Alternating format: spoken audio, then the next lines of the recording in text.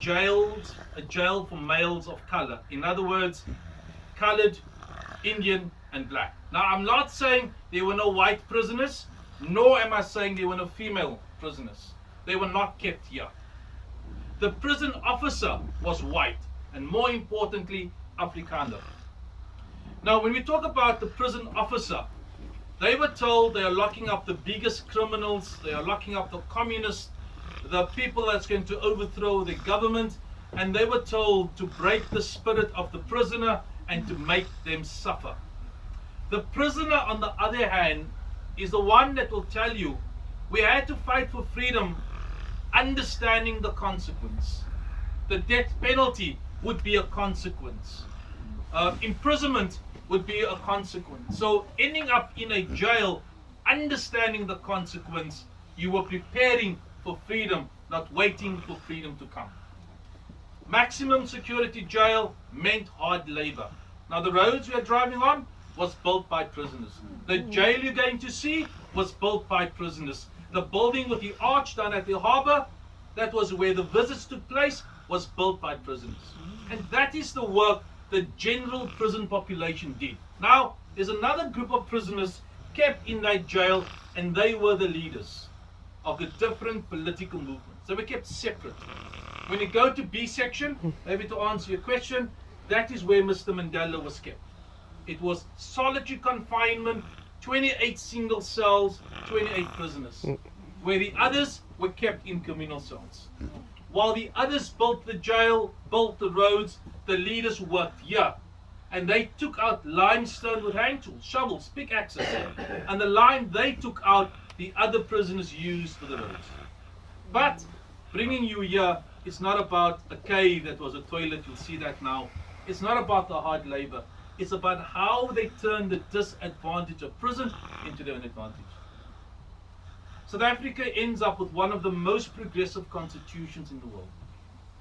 And I want to put it in a timeline when the economy was under pressure and the political movements was being approached by the apartheid government for talks.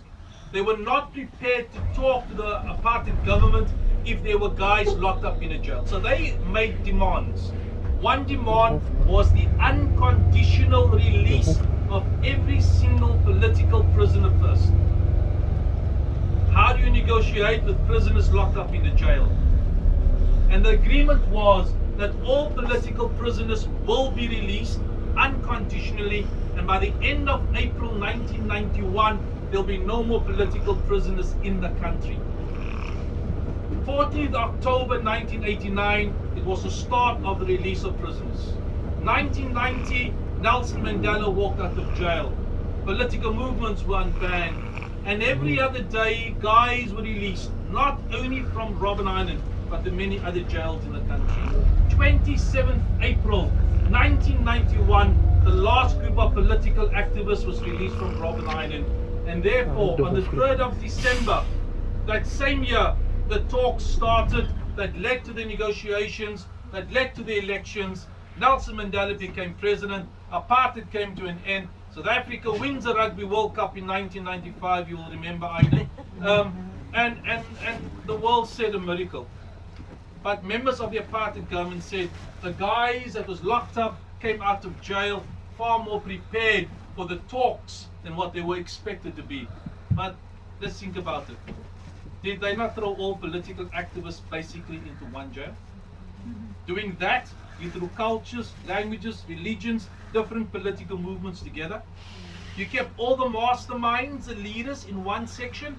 What did you think they were going to talk about? We ended up with one of the most progressive constitutions the world has seen. I guess we can say, welcome to the first democratic parliament, and not Robben Island, the prison. But freedom was a dream. A dream you talk, you plan for, but it's a dream you don't know if you were going to see. But 1994 happened. Apartheid came to an end. Imagine the emotion when 1,200 former prisoners came back. And here they stood in the quarry over there. But that day, 11th Feb 1995, it was members of parliament standing over there. It was ambassadors, it was ministers, it was President Nelson Mandela standing there now. And the conclusion was a beautiful conclusion. As Mr. Mandela walked out, he picked up a stone, and with that stone he laid it down, and every other former prisoner followed. And that big pile of stones over there shows you and I that when you came into this jail, you were an individual. You came here, you differed, be it culture, language, religion, political alliance, but you all fought one enemy called apartheid. And that pile of stones today is the triumph of the human spirit of adversity, the triumph of the human spirit of all odds. It's a flame we hope will continue to burn.